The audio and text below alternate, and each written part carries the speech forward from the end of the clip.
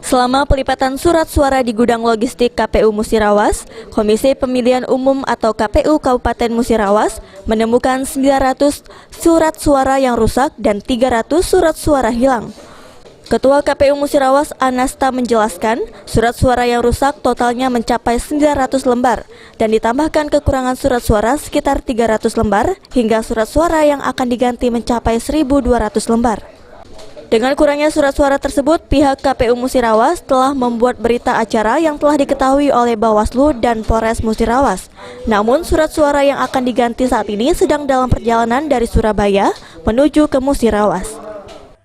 Suara yang rusak itu ada 900-an, kemudian ditambah kekurangan ada 300-an, kemudian kami membuat berita acara diketahui oleh Bawaslu dan Polres, kekurangan surat suara yang kami jemput saat ini di Surabaya, itu sekarang sudah di jalan pulang, itu sebanyak 1.223 surat suara kekurangan. Adi Arianza, PAL TV.